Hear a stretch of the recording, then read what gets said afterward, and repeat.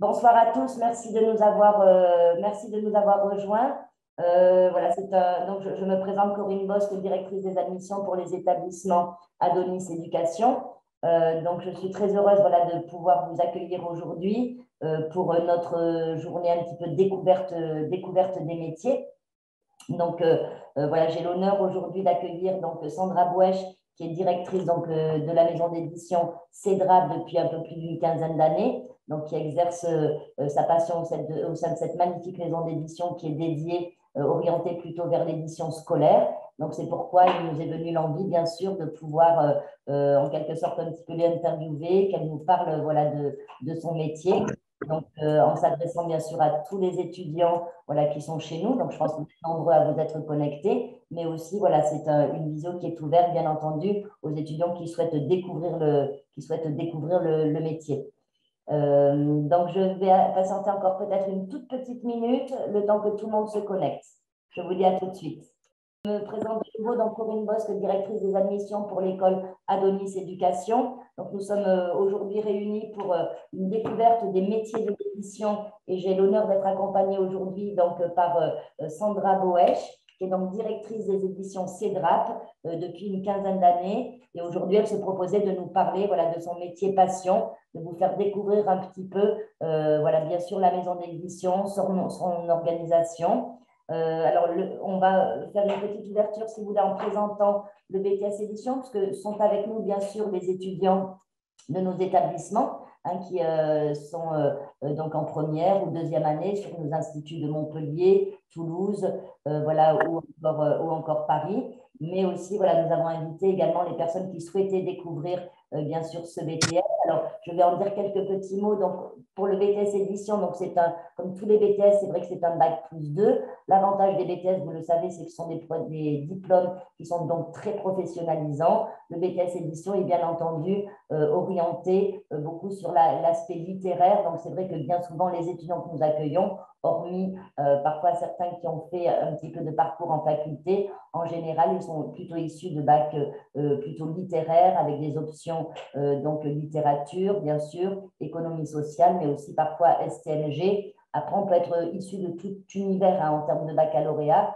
mais c'est vrai qu'il faut quand même avoir une certaine aisance concernant voilà, le français et bien sûr aimer le livre. C'est vraiment le dénominateur commun de tous nos étudiants. Parfois, certains, voilà, ceux que je rencontre, sont également des auteurs. Alors, ce BTS Édition donc, est un BTS qui vous permet d'être, si vous voulez, l'interface entre le projet éditorial et le livre, l'objet fini tel qu'il arrive auprès des personnes qui vont donc acheter ce livre ou utiliser ce livre. Donc, vous passez par toutes les phases de la maison d'édition, c'est-à-dire le travail auprès des auteurs, bien évidemment, le travail également avec les imprimeurs, les différents partenaires voilà, qui interviennent au niveau de la production, et également, bien sûr, les illustrateurs. Et donc, ça requiert, bien sûr, des compétences qui vont être très variées et vous permettre donc de travailler en maison d'édition sur voilà, maison d'édition, mais également auprès des imprimeurs. Donc, le métier de technicien de fabrication exerce dans différentes entreprises donc, du secteur d'édition, papier multi-support, éditeur scolaire, comme c'est le cas aujourd'hui, mais également à vocation plutôt scientifique ou littéraire, et notamment dans des services techniques. Donc, en fait, le BTS en édition va veiller à ce que la production, finalement, de l'ouvrage se passe bien, comme je disais tout à l'heure, entre ce projet éditorial et le produit fini. Donc, à la fois en termes de temps, en termes de qualité et en termes de coût, puisqu'il va y avoir, bien sûr, des impératifs financiers lors de la sortie d'un ouvrage ou de tout type de support. Et donc, le BTS Édition aura donc toutes ces compétences concernant la fabrication, mais également des compétences également informatiques qui sont très importantes, ne serait-ce que pour le traitement du texte, le traitement de l'image, et bien sûr des compétences juridiques et techniques également. Donc, le BTS veille voilà, au bon déroulement de tout ce processus de production, mais également de commercialisation, de diffusion et de distribution. Donc, les postes, évidemment, sont des postes de technicien de fabrication, d'assistant d'édition, d'assistant également de production ou également consultant éditorial. Donc, le BTS est dispensé, comme je vous le disais, sur 2 années de formation. Alors, on va évoquer un petit peu rapidement les matières principales. Donc, on va retrouver, c'est vrai, ce tronc commun à tous les BTS avec la culture générale et les langues. Et enfin, l'avantage voilà, des BTS, c'est qu'on va être tout de suite sur des matières vraiment cœur de métier et qui vont toutes vous amener à l'étude et à la réalisation de projets d'édition, bien entendu. Donc, avec des matières sur l'édition telles que la structure et l'organisation de la maison d'édition, l'édition, l'analyse du secteur, par exemple, et également la notion de concept éditorial. Après, sur la partie production, vous parlerez de la partie pré-presse, donc c'est-à-dire tout le travail, toutes les étapes qui précèdent l'impression d'un document et les différentes opérations, par exemple, de mise en page, d'assemblage également de documents graphiques.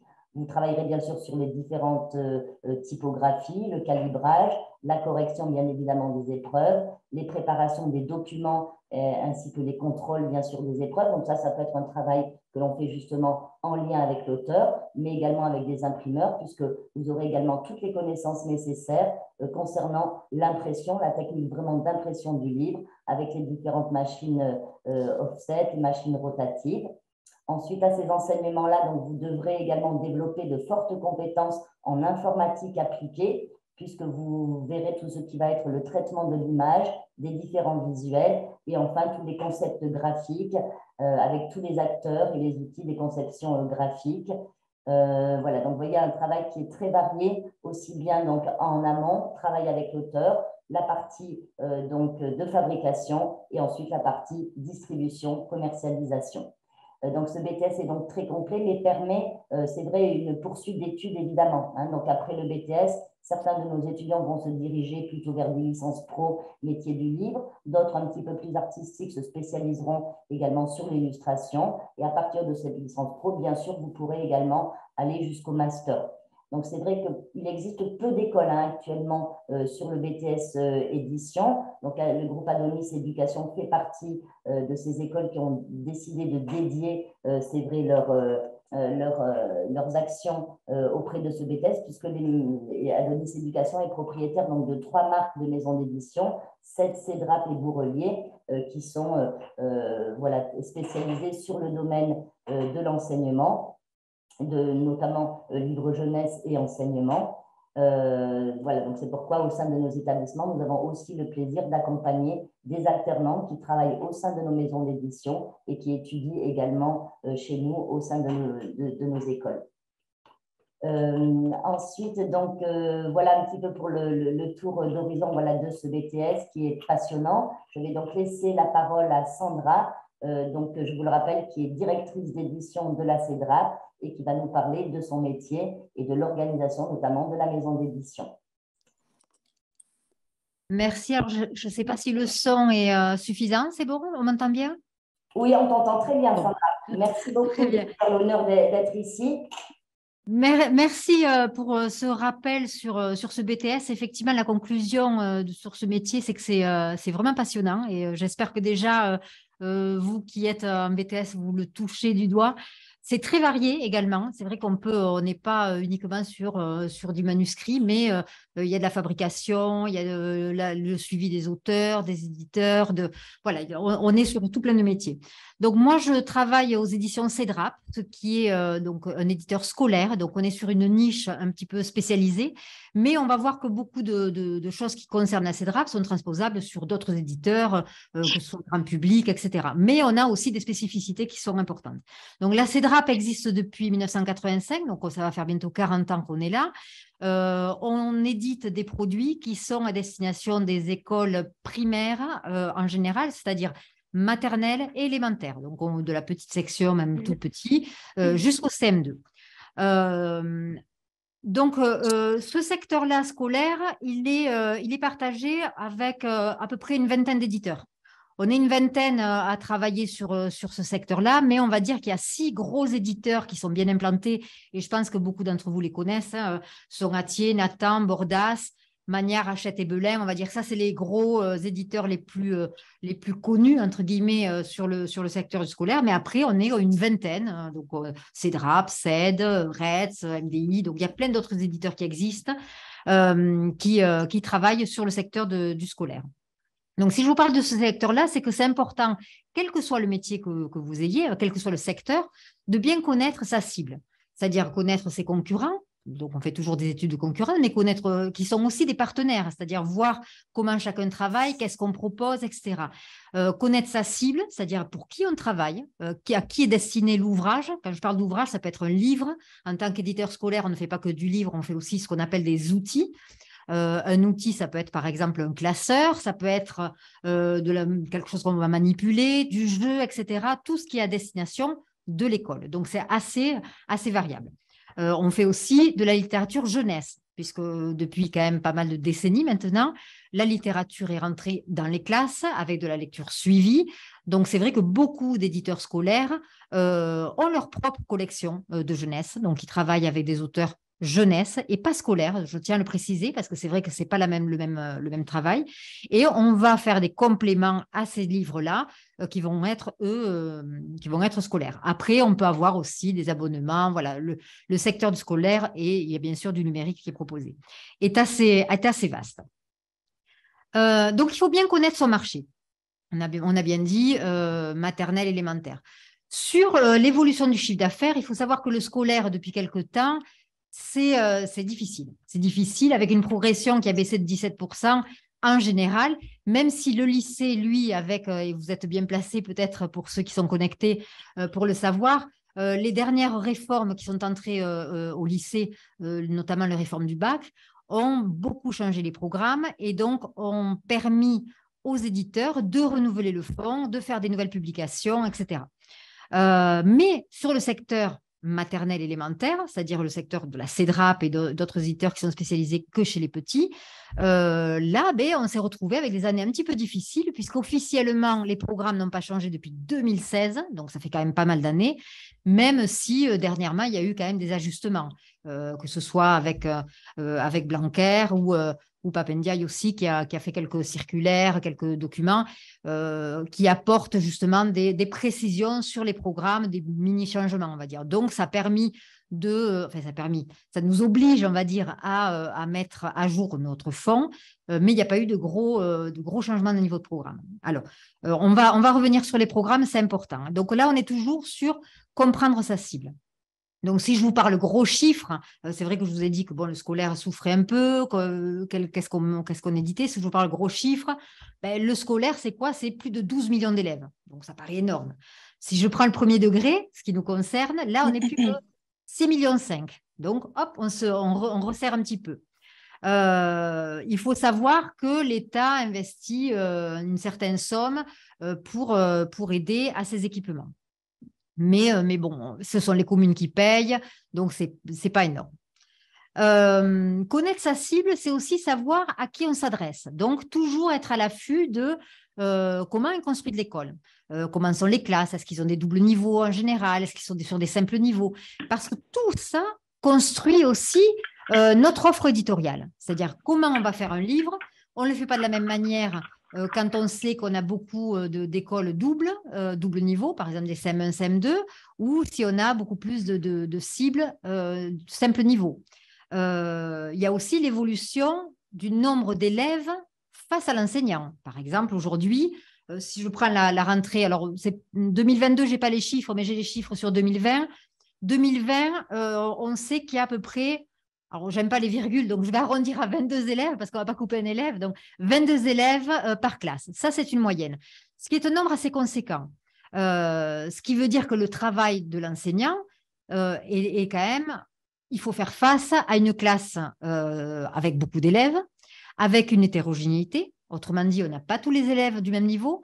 Quand on est c'est le cas déjà dans le secondaire, mais imaginez quand vous êtes enseignant de CP ou de CE1, tout le monde n'apprend pas à lire à la même vitesse. Donc, quand on arrive, mettons, à Noël, il y a des élèves qui savent déjà lire, d'autres pas du tout. Donc, il faut faire face à ça. Et nous, nos outils, ils doivent pouvoir répondre à cette problématique, c'est-à-dire avec un même livre, avec un même outil, avoir suffisamment de fonds pour pouvoir faire travailler les élèves qui ont déjà des connaissances en lecture, mais aussi pour ne pas abandonner ceux qui ont ces lacunes avec de la remédiation, etc. Donc, tout ça, c'est bien connaître son marché. Et ça, c'est très important.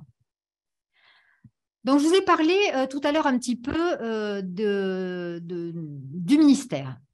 Alors, un éditeur scolaire a une certaine liberté, certes, une certaine liberté de pédagogie, c'est-à-dire, c'est pour ça qu'il y a beaucoup de variété aussi des éditeurs scolaires. On peut apprendre les maths de 1000 façons. Il y a plusieurs méthodes qui sont là. Par contre, en termes de savoir, là, les savoirs sont imposés par le ministère. Tout le monde doit connaître, par exemple, la table de 2, une telle classe, etc. Donc, il y a des programmes qui sont à suivre, qui sont très précis et qui sont imposés par le ministère. Par contre, la liberté pédagogique, elle est laissée aux enseignants et donc aux éditeurs. Donc, c'est ce qui permet d'avoir une offre très variée. Donc, souvent, on me pose la question, mais pourquoi on n'a pas un manuel unique en maths si on sait que ça marche comme ça pour tous les enseignants de France? Tous les enseignants n'ont pas la même façon d'enseigner. Et ce qui importe, c'est justement l'enseignant. C'est comment lui, il va communiquer, comment il va justement apporter sa façon de transmettre le savoir. Et c'est ce qui compte. Il faut qu'il trouve le bon outil qui est conforme à sa façon d'enseigner. Et donc, c'est important d'avoir de la variété et de la concurrence. Donc, on peut avoir des éditeurs, d'ailleurs, qui ont plusieurs méthodes de mathématiques, plusieurs méthodes de français, par exemple, pour pouvoir s'adapter. Donc, les instructions officielles, c'est notre chemin de fer, c'est ce qui nous dirige, en fait, ce qui nous oblige à mettre à l'intérieur de manuel. Par contre, on est libre de la façon dont on est enseigné et c'est là où l'équipe éditoriale va être importante et l'équipe d'auteurs avec qui on va s'entourer. Donc, la fabrique des programmes, on ne va pas rentrer dans les détails. On se retrouve avec un conseil supérieur qui va réfléchir, qui sont censés être à l'affût des dernières recherches. On a toujours des évolutions. Moi, je me souviens d'un groupe d'étudiants qui un jour me disait, mais le scolaire, ça doit être terriblement répétitif. Et en fait, pas du tout. On a sans arrêt des nouvelles connaissances, que ce soit en neurologie, etc., sur de nouvelles méthodes d'enseigner. Et donc, on se renouvelle sans cesse. Et aussi par la forme du produit. Le numérique est arrivé, on en a parlé, mais il y a le jeu aussi, il y a la manipulation, il y a la photocopie, il y a la visio. Le Covid nous a beaucoup apporté là-dessus aussi. Donc, tout ça, on doit l'intégrer et on se renouvelle sans cesse, que ce soit dans les découvertes en progrès en pédagogie, mais que ce soit aussi en termes de tout simplement de support en fabrication, etc.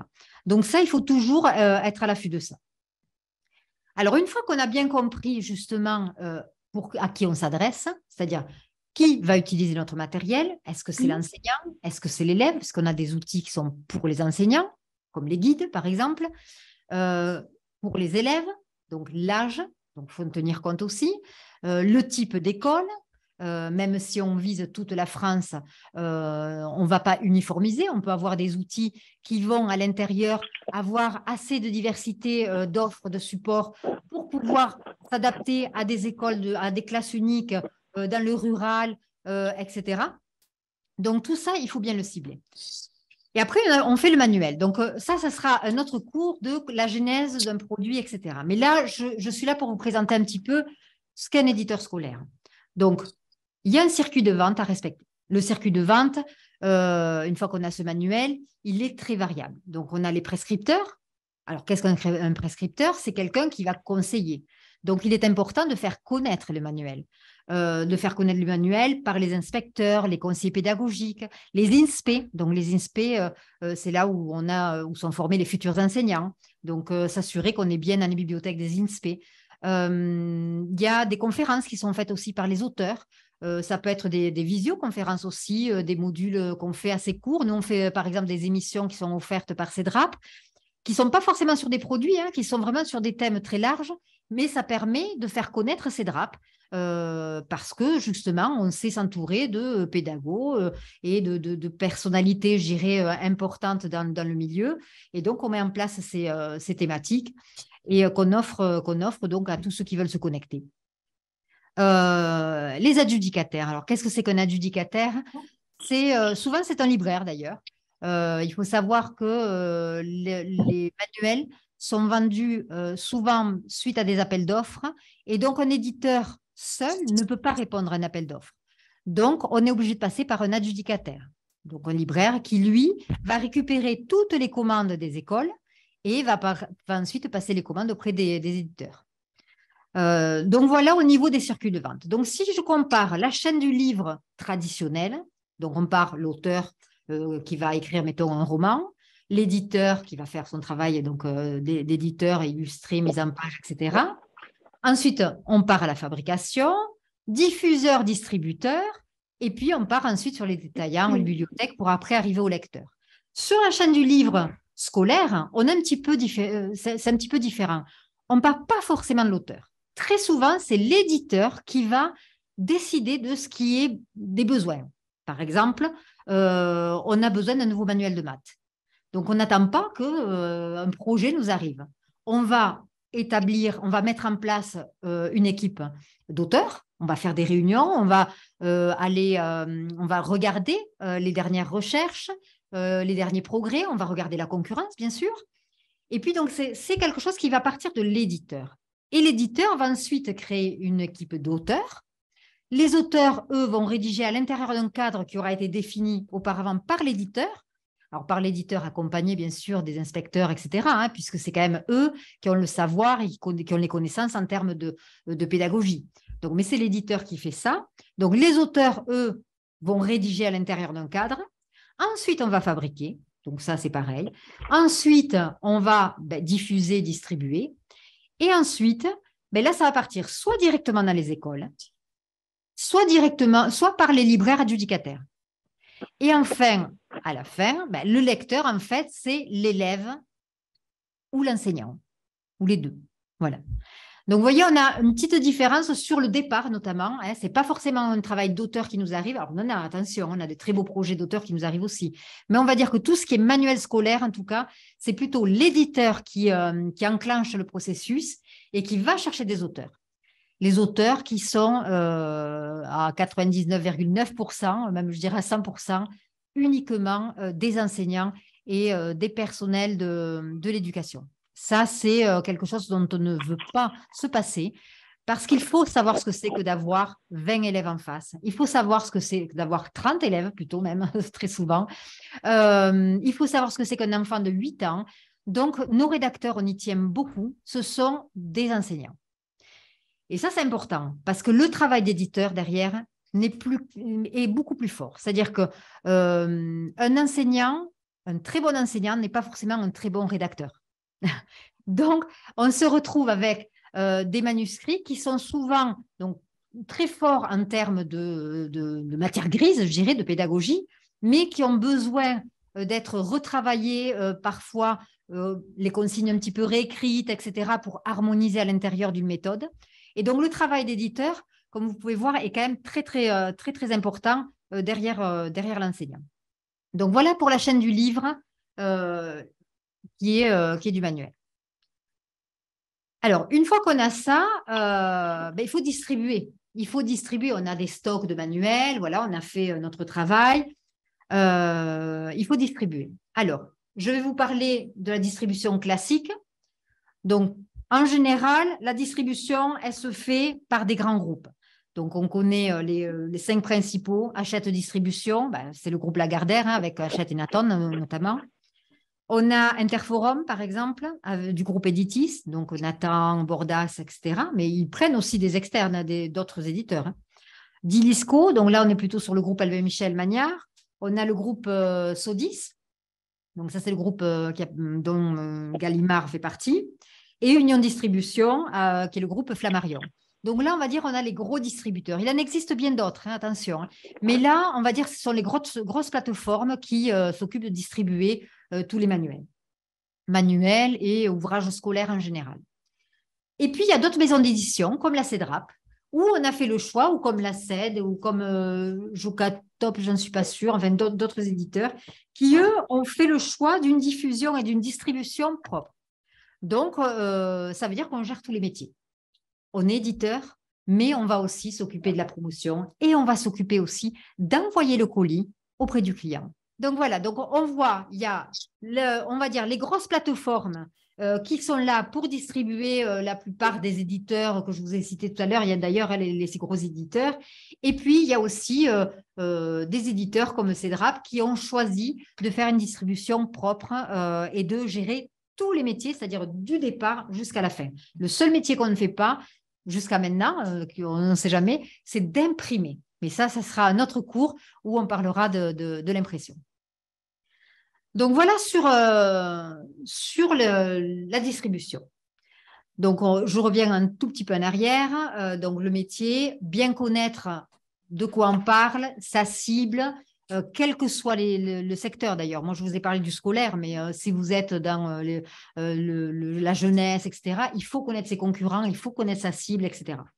La distribution, on a vu distribution traditionnelle. Ben, nous, on a choisi de faire un petit peu différemment. La diffusion, également, j'en ai parlé. La diffusion, elle peut être faite par des adjudicataires libraires, parce qu'il y a des appels d'offres, mais il y a aussi la diffusion en direct. Alors, nous, à la CEDRAP, par exemple, on a choisi de travailler directement auprès des écoles. C'est-à-dire qu'on a un réseau de commerciaux qui, tous les jours, vont visiter les écoles. Alors, pourquoi ce choix ? Ça nous permet, et on peut le voir sur notre catalogue et sur notre offre commerciale, ça nous permet de proposer des produits qui sont qui peuvent être présentés aux enseignants. C'est vrai que la plupart des éditeurs entre guillemets classiques font du manuel scolaire et puis au printemps, ils envoient des spécimens. Ils passent l'été à se dire pourvu qu'on ait des commandes et ils ont des commandes qui tombent durant l'été, voilà, et les équipements sont faits pour septembre. Nous, on a choisi d'avoir des commerciaux qui vont dans les écoles et qui vont expliquer nos méthodes. Ce qui permet d'avoir des outils différents, par exemple des classeurs avec de la photocopie, des produits numériques, on va pouvoir projeter, on va pouvoir ajuster, on va pouvoir avoir du jeu, de la manipulation, etc. C'est des choses qu'on ne peut pas envoyer par spécimen. Ce sont des produits qui ne peuvent pas être simplement présentés sur un simple flyer parce que derrière, on a vraiment besoin d'une connaissance pédagogique qu'a l'enseignant. Et c'est vrai que nos commerciaux, même s'ils ne sont pas des pédagogues, entre guillemets, comme l'enseignant, très rapidement, ils vont faire la présentation essentielle et l'enseignant, lui, va savoir de quoi on lui parle. Donc, on a une diversité d'outils qui est appréciée parce qu'elle correspond vraiment aux besoins des enseignants en classe. On sait bien que les enseignants ne se contentent pas d'avoir un simple manuel, surtout chez les petits. Plus grands, c'est vrai qu'ils travaillent beaucoup sur le manuel.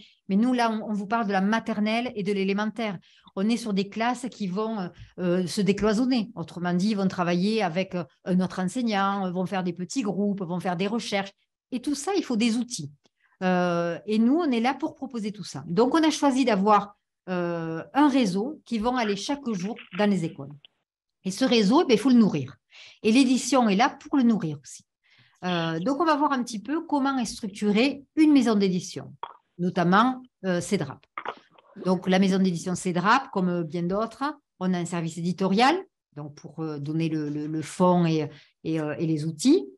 On a un service communication et rayonnement, donc pour pouvoir justement faire la promotion des outils, mais aussi de la marque CEDRAP. Je vous ai parlé tout à l'heure des émissions qui n'avaient pas forcément de rapport avec nos produits, mais qui permettent de justement faire connaître la marque CEDRAP. On a un service commercial, puisque bon, on est quand même éditeur scolaire, mais on est une société commerciale. Il faut bien pouvoir financer ces manuels qui coûtent extrêmement cher. Il faut pouvoir financer tous ces outils, etc. On a un service client pour tout ce qui est suivi. Je vous ai dit qu'on faisait aussi la distribution. Donc, on a ce suivi. S'il y a un petit manque, voilà, des besoins supplémentaires, etc. Service comptabilité traditionnel, un service distribution, comme je vous ai dit, c'est l'envoi des colis. On l'a vu que nous, on avait choisi de garder ce métier ici en interne. Et puis, on a un service informatique qui, chaque jour, travaille beaucoup, que ce soit pour l'édition, mais aussi pour la logistique en général, c'est-à-dire faire le lien entre le commercial, la communication, le service après-vente, le suivi client et l'éditorial. Donc, le service informatique, c'est vraiment un service important pour justement appuyer et aider à pouvoir diffuser nos produits. Alors, je vais essayer de résumer. On ne va pas parler de la comptabilité, etc., parce que là, on rentrerait sur des détails qui ne sont pas forcément sur le thème d'aujourd'hui, mais on va rester centré sur l'édition. Donc, l'édition, service éditorial, notre métier, on l'a dit, c'est connaître notre marché, identifier les besoins, être très réactif et sortir des méthodes, des outils. Une fois qu'on a édité, donc tout le processus, vous le verrez à notre cours, une fois qu'on a édité notre produit, donc c'est-à-dire réécrit, mise en page, illustré, corrigé, acheter les droits, voilà, Corinne a très bien présenté, c'est extrêmement varié et passionnant parce qu'on part sur plein de domaines différents. Donc, une fois qu'on a notre outil, ben, il va falloir le diffuser.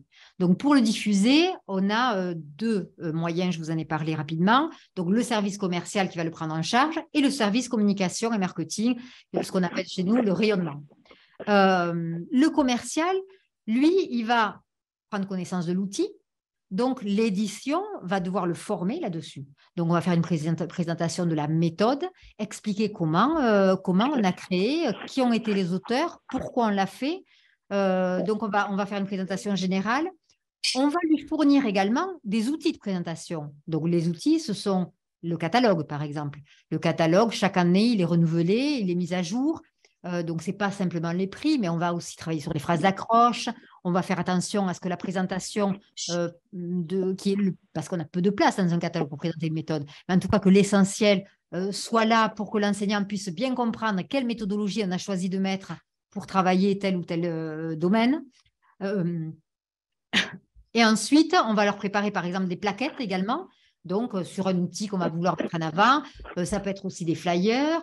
On va faire des petits films en présentant la méthode. Alors, il faut essayer de faire court. Hein. Donc, on va les diffuser sur YouTube. On peut faire des podcasts. Aujourd'hui, on a beaucoup, justement, de supports qui sont à notre qui sont disponibles pour nous. Et donc, on va essayer de nourrir tous ces canaux pour pouvoir à la sortie d'un produit, mais pas qu'à la sortie, il faut le faire vivre aussi sur le long terme, faire promouvoir en tout cas nos méthodes. Donc, on va, à la sortie d'un produit, allez hop, le rayonnement va prendre à bras le corps tout ça avec l'édition pour pouvoir fournir tous ces produits-là. On va également prévoir des extraits à offrir, ça peut être des compléments, etc. Donc, vous voyez, il faut penser, quand on pense sur un projet, même un simple manuel, il faut dès le départ avoir en tête de quelle manière on va pouvoir travailler le reste. Quels vont être les acteurs pour promouvoir, que ce soit pour les vidéos avec les monteurs, etc. Donc, il faut dès le départ penser à tout ça parce qu'on ne va pas attendre la sortie du manuel. On peut alors on ne va pas le faire, un manuel c'est 1 an de travail au minimum, hein. Donc, on ne va pas le faire 1 an à l'avance, mais en tout cas, sur les derniers mois, on va pouvoir commencer à diffuser l'information, qu'une nouvelle méthode arrive, etc. Donc, tout ça, il faut l'avoir en tête. Donc, on va se servir du service et le service commercial, donc avec tous ces supports, et le service marketing et rayonnement avec justement les emailing, notre site internet également. On en a parlé des prescripteurs, donc envoyer les vidéos, etc. Voilà sur la diffusion. J'espère que je ne vais pas trop vite parce que c'est vrai qu'aujourd'hui, on est sur une vision un petit peu globale du métier, mais il est extrêmement, j'allais dire complexe. Il n'est pas complexe, il est varié. Il est très varié et on voit qu'il faut vraiment, il ne faut pas se contenter de rester sur une seule fenêtre. Il faut vraiment avoir une vision large de l'outil et du métier et des missions de chacun, puisque chacun intervient à tous les moments. Alors, l'édition en France, donc en France du scolaire, attention, hein, on a cette liberté de choix. On va prendre les programmes scolaires, ce qu'on appelle les instructions officielles, on va les digérer, on va essayer donc de prendre les dernières recherches, on va mettre en place une équipe, et à partir de là, l'éditeur a une liberté totale de la façon dont il va aborder les leçons à partir du moment où il est dans les clous. Il est hors de question, par contre, de rentrer en histoire, par exemple, des nouveaux personnages qui ne seraient pas du tout... Alors, on peut en rentrer de nouveaux, mais en tout cas, on ne peut pas en oublier. On peut faire des zooms si on a envie de mettre quelques femmes en avant, par exemple. Mais ce sont des compléments, on va dire. Donc, on a cette liberté de choix, liberté d'utilisation également. Donc, on voit bien que l'éditeur peut s'emparer de tout ça pour mettre en place les nouvelles méthodes. Alors, quelles sont les forces d'un éditeur scolaire? Quand je dis d'un éditeur scolaire, c'est bien l'équipe éditoriale, quelle qu'elle soit. Donc, la réactivité. Il faut être... Il y a un micro d'ouvert. Alors, donc, les forces d'un éditeur scolaire. Il faut être réactif. Pourquoi? Parce que quand les programmes changent, on ne peut pas attendre 2 ans pour sortir un manuel. Donc, les programmes changent. Il faut, en général, 1 an, on a vu, pour sortir un nouveau manuel. Idéalement, il faudrait que les programmes nous laissent 1 an. C'est rarement le cas. Donc, comment on fait?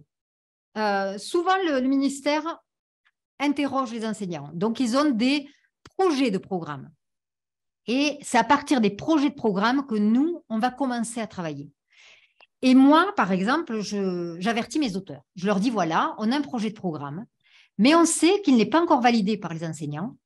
Donc, on risque de revoir la copie à 20%, parce qu'en général, ça ne va pas être plus que ça. Donc, on sait qu'on va mettre à la poubelle 20% de notre manuel, mais on sera dans les temps. Et ça, c'est ce qui compte. Parce que si on arrive 1 an après, les enseignants, eux, ils auront pris leur budget, ils auront fait leurs dépenses et leurs nouveaux équipements, et on sera passé à côté. Donc, il faut être très, très réactif quand les programmes changent. Mais tout à l'heure, je vous ai dit, les programmes n'ont pas changé depuis 2016. À part des ajustements qui ont été faits, il y en a eu de nombreux. Donc, effectivement, il faut être très réactif quand il y a eu ces programmes qui changent. Et là, ça demande un gros investissement de la part de financiers, puisqu'il va falloir changer plusieurs niveaux d'un coup, plusieurs disciplines. Mais quand on a des circulaires, par exemple, en général au printemps, il y a la circulaire de rentrée qui va sortir, printemps-été, souvent le ministre va glisser des indices. Ça peut être l'année de la lecture, ça peut être un plan, par exemple, quand il y a eu le projet de diviser les classes de CP en RAZ, donc de faire des petits groupes. Ça, c'est important pour nous, éditeurs, de se dire qu'il ne va plus y avoir demain 30 élèves face aux enseignants, mais on va avoir peut-être 2 groupes de 15. On ne va pas réfléchir l'objet de la même manière. On sait que l'investissement sera différent peut-être. Il faudra plus de remédiation. Donc la remédiation, c'est un peu comme du soutien, c'est-à-dire avoir plusieurs niveaux de difficulté dans les fiches. Donc tout ça, il faut être à l'affût. En gros, dès que le ministre fait une annonce, fait une conférence et donne des pistes sur tiens, on va mettre en place la semaine des mathématiques, ou alors en sciences, dorénavant, ça serait bien qu'il y ait plus d'expérience, etc. Tout ça, on se dit, ah ben oui, il veut plus de manipulation, hop, il faut vite faire, il faut être réactif. Donc ça, c'est une des premières forces d'un éditeur, c'est sa réactivité. Réactivité également aux montées du terrain, parce qu'effectivement, il y a le ministre qui va faire des annonces, enfin le ministère en général aussi, qui va faire des annonces, et nous, on va ajuster, on va mettre à jour, ou on va créer des nouveaux produits en fonction de ce qui a été dit. Mais réactivité par rapport au terrain. Alors ça, c'est vrai que c'est une force d'avoir des délégués qui tous les jours vont rencontrer les enseignants, et les enseignants, eux, vont donner des indices sur les besoins. Alors quand on a un représentant qui nous donne un avis, voilà, on va le garder, c'est intéressant, mais quand on en a 10 qui nous répètent la même chose, là, ça devient urgent de le prendre en compte. Donc, les besoins qui sont remontés par le réseau, ça, c'est essentiel. Donc, toujours être à l'écoute, ou en tout cas les interroger, aller vers eux et bien connaître les enseignants. Alors, j'ai parlé du réseau, mais c'est aussi en direct. C'est vrai qu'on a la chance de travailler, comme je vous disais, tous nos auteurs, en tout cas à 99,9, même 100%, sont soit enseignants, soit conseillers pédagogiques ou inspecteurs. Donc, ils sont tous, en tout cas, de l'enseignement. Donc, on est en direct avec eux et on les interroge beaucoup aussi. C'est-à-dire qu'on les concerte pas uniquement quand on a besoin d'eux pour une nouvelle méthode. On les appelle régulièrement, on leur demande des avis. Voilà, ils sont là aussi en soutien et ils nous apportent aussi leur connaissance et leur éclairage sur en tout cas leur vision. Et on n'a pas besoin d'une seule vision. C'est eux plus d'autres. Comme je vous dis, on a des profils d'écoles et de classes extrêmement différents en France, que ce soit dans le rural, dans les quartiers, dans le centre-ville. Voilà, donc tout ça, ce sont des profils très, très différents. Et nous, on se doit d'offrir des outils pour tous et pour tous les élèves. Donc, réactivité aux remontées du terrain, réactivité à la sortie des nouvelles instructions officielles, c'est-à-dire du ministère, une bonne amplitude. Alors, c'est quoi une amplitude? C'est avoir un catalogue qui fait une proposition sur toutes les disciplines qui sont demandées. Donc, en élémentaire, les disciplines, ça va. Effectivement, on a la découverte du monde pour les plus petits, ce qui englobe un petit peu les sciences, le début des mathématiques, etc. L'histoire géo, on va avoir du français, des maths, mais on va avoir aussi le MC, donc l'éducation morale et civique. On va avoir aussi le langage oral, qui est une sous-partie, donc, mais qui est fait vraiment de manière très spécifique. Ce n'est pas à l'intérieur du français, c'est vraiment un langage oral, ça devient une discipline. On va voir le PS, on n'oublie pas le sport, qui n'est pas une sous-matière, hein, qui est vraiment quelque chose qui est fait régulièrement et pour lequel il y a un programme. Hein. Ce n'est pas du jeu, on ne va pas dans la cour de récré faire un basket. Il y a des vrais objectifs à l'intérieur. C'est vrai que quand on n'est pas du métier, on ne se rend pas compte de tout ça. En maternelle, il y a des objectifs qui sont également très précis, que ce soit en graphisme, en vocabulaire, le lexique, ils appellent ça. Voilà. Donc, tout ça, une amplitude large en termes de discipline. Et puis, comme je vous disais aussi, d'interdisciplinarité. Ce qui est fabuleux avec la maternelle et l'élémentaire, c'est qu'on a un enseignant pour tout faire. Donc, on peut se permettre de faire du français et en même temps des petits ateliers philo. On peut faire des mathématiques et des expériences en sciences. Voilà, on peut croiser le domaine. On peut faire de l'histoire avec un peu d'éducation morale et civique ou pourquoi pas de l'histoire des arts aussi, puisque l'histoire des arts, c'est aussi dans les programmes. Donc, on voit bien qu'on a aussi cette possibilité d'offrir une interdisciplinarité à l'intérieur d'une méthode ou tout simplement un outil de projet qui va justement pouvoir faire une offre aux enseignants. Donc, une amplitude large sur le catalogue. On a besoin que le délégué, quand il arrive, il puisse proposer pour tous les domaines et pour tous les niveaux. L'innovation pédagogique. Alors ça, c'est essentiel pour la force d'un éditeur scolaire. Comme je vous disais tout au début, quand on n'est pas du milieu scolaire, on a l'impression que c'est finalement assez répétitif, c'est toujours pareil. Quand on apprend à lire avec le b.a.-ba, ce qu'on appelle le b.a.-ba qui est la syllabique, où on apprend à compter de telle manière, etc. Et en fait, pas du tout. On se rend compte qu'il y a 1000 façons de les aborder. Enfin, 1000, c'est une expression, mais en tout cas, il y en a beaucoup. Il y a des découvertes qui sont faites chaque année, que ce soit par les analyses, les observations à l'étranger, en France, mais aussi avec les nouvelles connaissances qu'on a sur le cerveau, tout simplement, comment le cerveau fonctionne. Par exemple, alors je vais vous donner un exemple quand on apprend à lire, mais quand on apprend à lire, plus on va manipuler les différents supports. Par exemple, avec le doigt, je vais tracer dans l'espace la lettre A, mais je vais aussi le toucher avec de la pâte à modeler, je vais l'écrire. Donc, plus on va avoir cette diversité de manipulation de la lettre, mieux l'ancrage se fera. Donc, tout ça, ben voilà, il faut le prendre en compte. Donc, on va avoir des activités quand on apprend à lire, aussi, pourquoi pas, de pâte à modeler, d'écriture, de danse, pourquoi pas, avec former des ronds pour commencer à apprendre à écrire quand on est chez les tout petits, etc. Donc, vous voyez, on a tout ça, c'est des connaissances qu'on a appris au fur et à mesure et chaque année, il faut être à l'affût de tout ça. Donc, l'innovation pédagogique, comment on a ces connaissances? Il faut savoir s'entourer de chercheurs, donc ça, c'est essentiel, les interroger régulièrement.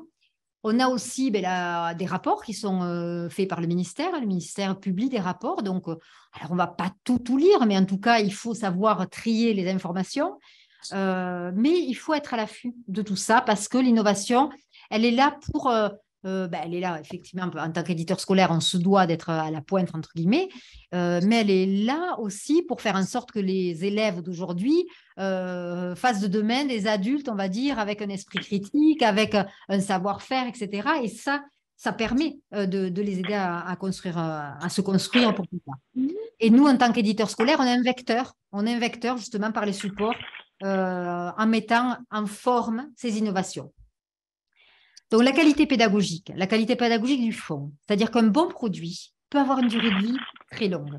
Nous, on a des outils qui sont là depuis 30 ans.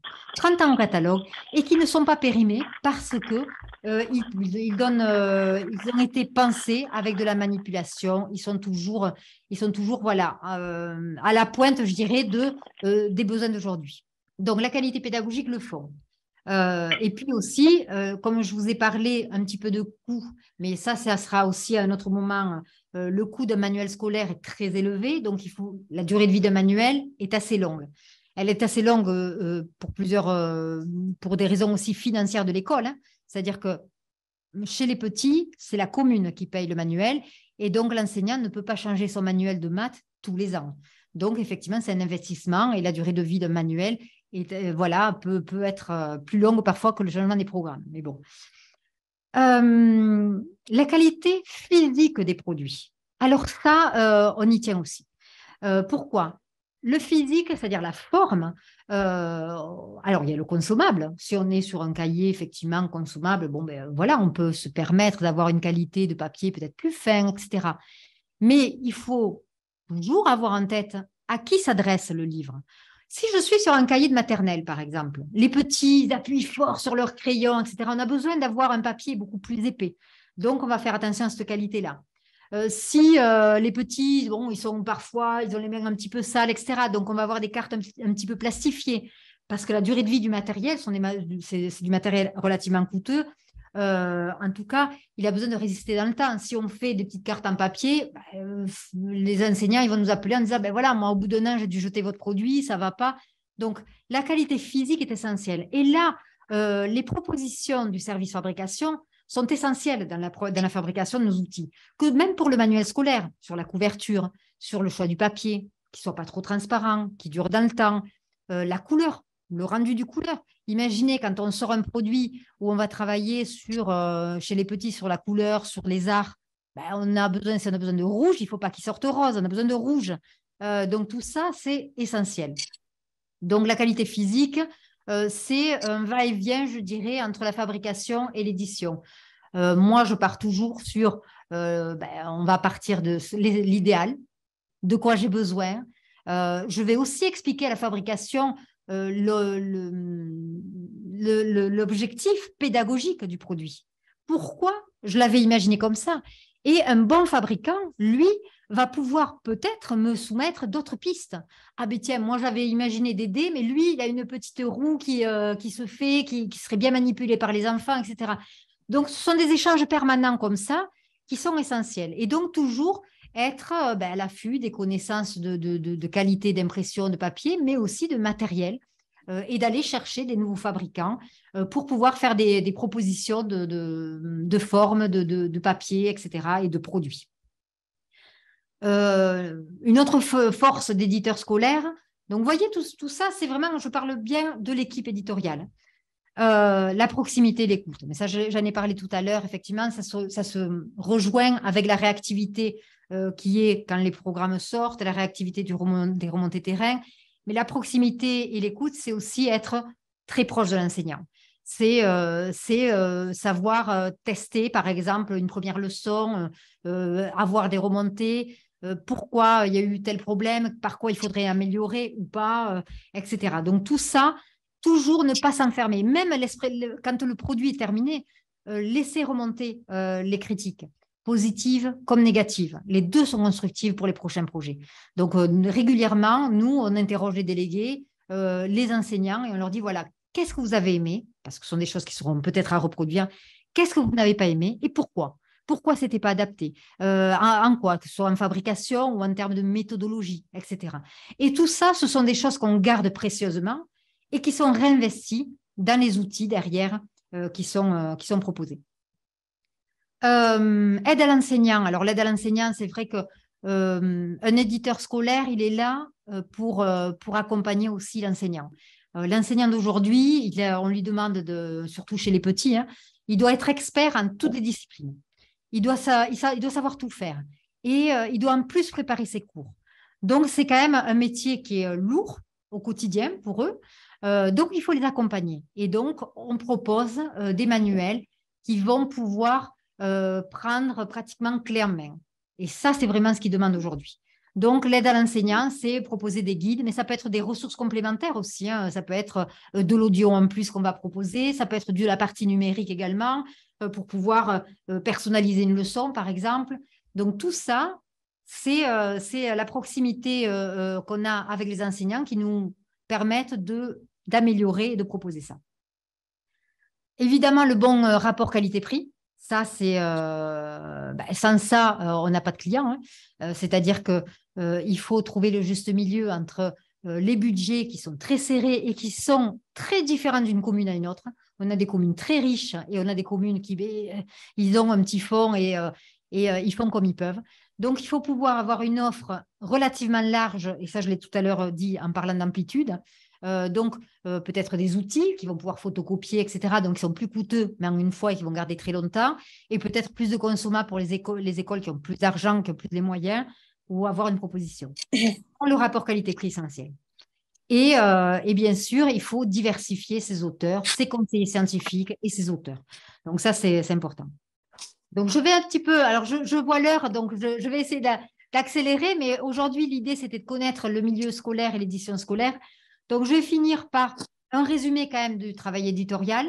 Donc, on a l'éditeur scolaire, donc qui est au service des élèves et des enseignants. Donc, sa motivation essentielle, c'est concrétiser la démarche pédagogique, donc d'un projet arrivé ou qu'on a mis en place avec un manuel qui soit efficace et qui s'adresse aux élèves et qui rend service à tous, donc élèves plus enseignants.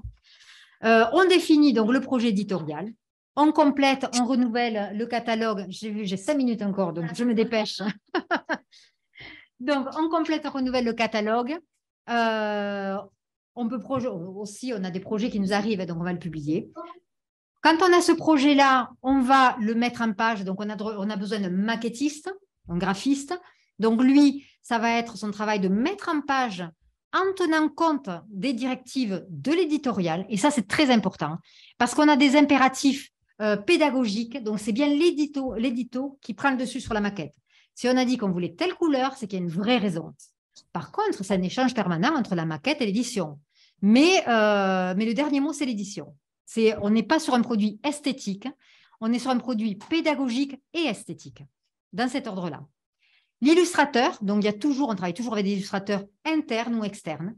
Là encore, l'illustrateur, il peut avoir une partie artistique, c'est-à-dire lui donner un descriptif et puis il propose ce qu'il veut.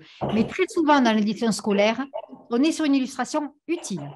Illustration utile, c'est-à-dire que si on travaille la lettre A et qu'on a demandé un ananas, ben, on ne va pas demander un lion. Donc, ça m'est arrivé une fois avec une illustratrice qui trouvait plus joli un lion, mais on travaillait la lettre A. Donc, vous voyez, c'était un peu problématique. Donc, on a un illustrateur qui, là aussi, est au service de l'éditorial. La préparation de copie, enfin, qui est pour un éditeur scolaire une préparation de copie, je dirais, puisque ce n'est pas simplement, et ça, la préparation de copie, ça sera un cours entier là-dessus, hein, ce n'est pas simplement préparer le manuscrit à la maquette, mais parfois réécrire aussi, faire des nouvelles propositions, parce que, comme je vous ai dit, nos auteurs sont des enseignants qui ne sont pas forcément des grands rédacteurs, mais nous, ce qui nous intéresse chez eux, c'est leur pédagogie, c'est leur matière grise, c'est leur savoir-faire. Pour coordonner tout ça, bien sûr, on a besoin d'une assistante éditoriale qui va faire toute la partie administrative, donc on ne parlera pas du tout ici, les déclarations SOFIA, BNF, etc., mais ça, ce sont des choses un peu rébarbatives que vous verrez à un autre moment. Voilà, j'ai 55, je crois que je suis bien. Voilà, c'est super, merci beaucoup Sandra voilà, pour toutes ces illustrations, voilà, toutes ces informations à mener sur les stratégies, voilà, le développement et les recherches de besoins et analyse du marché. Donc j'espère que ça aura beaucoup aidé donc, nos étudiants qui sont actuellement en formation et ceux qui souhaitent y entrer. Donc désolée pour la petite présentation un peu rapide tout à l'heure, mais j'avais quelques soucis techniques à régler en même temps. En tout cas, je te remercie beaucoup Sandra de cette prestation. Simplement, voilà, des petites dates également à vous rappeler. Donc, nous allons proposer d'autres cours, donc notamment sur la réalisation d'un produit éditorial, préparation de copies, descriptif également d'un produit. Donc, je vous rappelle donc les dates à venir. Donc, le 4 avril, 11 avril et 18 avril, toujours à 17h. Donc, vous pourrez nous rejoindre. On vous enverra également un lien. Et pour ceux qui souhaiteraient davantage d'informations sur le BTS édition, comment on y entre, faire étudier vos candidatures, donc il y a une journée portes ouvertes cette semaine, jeudi à 18h, pardon. Vous trouverez notre lien sur le site ISK, bien entendu. Et voilà, on pourra parler évidemment alternance, parce que c'est vrai que tout à l'heure, on ne l'a pas évoqué, Sandra, mais c'est vrai que ce BTS peut se préparer pardon, aussi bien en initiale qu'en alternance. Donc, pour décrypter un petit peu tout ça sur les modalités d'entrée, n'hésitez pas à venir nous rejoindre, donc jeudi 16 mars à 18h. Et à suivre donc nos nouvelles journées découvertes, voilà, les 4, 11 et 18 avril, voilà, pour des nouveaux cours. En tout cas, un grand merci, Sandra, pour ton intervention qui a été très riche en enseignement et en découverte pour tout le monde. Merci beaucoup. J'espère que tout le monde en tout cas, a senti le métier passionnant qui est l'édition en général et le scolaire plus particulièrement, mais ça, c'est pour ma part, parce que c'est vraiment un métier qui permet, le domaine du scolaire qui permet vraiment de connaître l'édition au sens très, très large. Tout à fait. Et c'est vrai que le travail voilà, porte sur différents outils. Hein. C'est vrai que ce n'est pas que l'ouvrage. On a bien compris qu'il y avait plein d'outils aussi en parallèle. Et c'est ce qui a l'air d'être aussi très intéressant sur votre projet. Oui. Merci. Merci beaucoup. Merci infiniment. Au revoir. À tout le monde. À très bientôt.